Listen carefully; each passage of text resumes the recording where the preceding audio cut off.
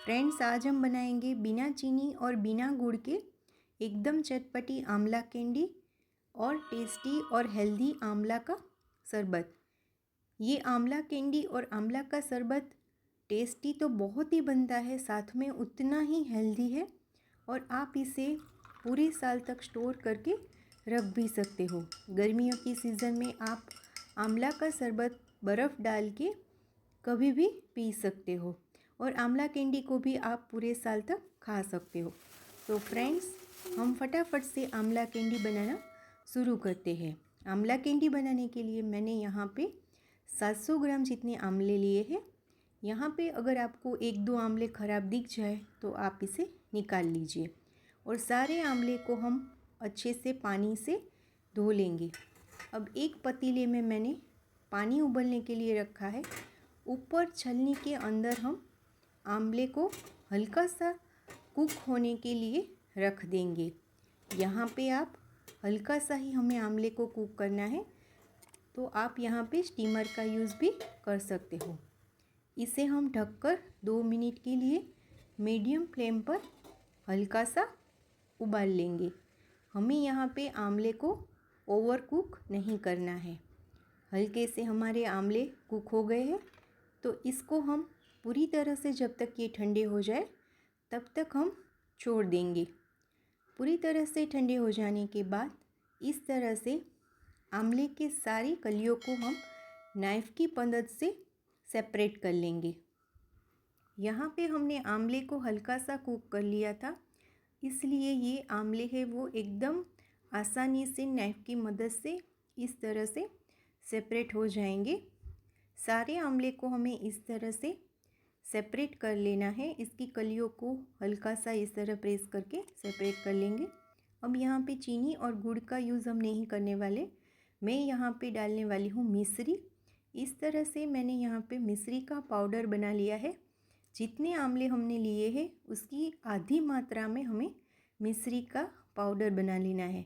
मैंने यहाँ पे 700 ग्राम जितने आंवले लिए हैं, तो इसमें मैं डाल रही हूँ 350 ग्राम मिश्री का पाउडर और 1 चम्मच हम डालेंगे काला नमक। यहाँ पे हमें आंवला कैंडी है वो चटपटी बनानी है। अगर आपको मीठी आंवला कैंडी बनानी है तो आप इसमें डबल मात्रा में मिश्री का पाउडर डालें, यानी कि अगर 700 ग्राम जितने आंवले हैं तो 700 ग्राम मिश्री का पाउडर डालें। अब इन सारी चीज़ों को हम हल्का सा मिक्स करके लगभग 2 घंटे के लिए छोड़ देंगे। 2 घंटे बाद आप देख सकते हो मिश्री और काला नमक का एकदम पानी बन के तैयार हुआ है।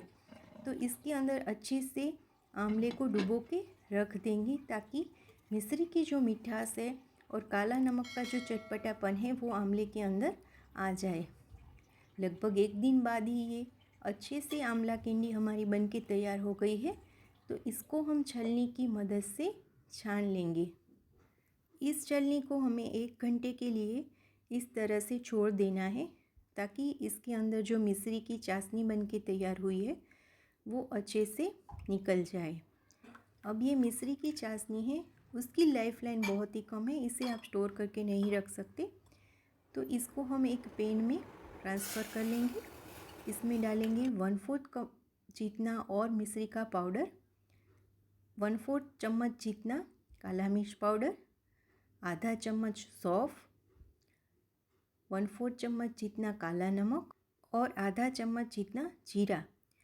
इन सारी चीज़ों को हम अच्छे से उबाल लेंगे। बहुत ही बढ़िया फ्लेवर्ड वाला हमारा आंवला का शरबत बनके तैयार होगा। इसे हमें मीडियम फ्लेम पर जब तक ये चाशनी है वो एक तारी बनके तैयार नहीं होती तब तक हमें उबाल लेना है। थोड़ी देर बाद हम इस चाशनी को चेक कर लेते हैं। इस तरह से मैंने चम्मच में चाशनी थोड़ी सी ले ली है और एक तारी हमारी चाशनी बन के तैयार हो गई है। तो गैस की फ्लेम हम बंद कर देंगे। यहाँ पे हम स्टोर करने के लिए कोई प्रिजर्वेटिव यूज़ नहीं करने वाले। तो इसमें हम डालेंगे आधा नींबू का रस।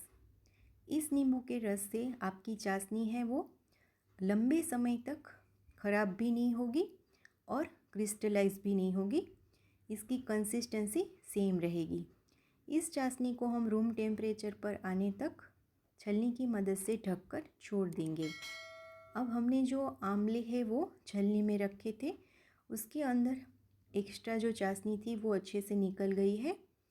और इस आमले को हम एक प्लेट में इस तरह से स्प्रेड करके 2 दिन के लिए धूप में या फिर पंखे के नीचे सूखने के लिए रख देंगे।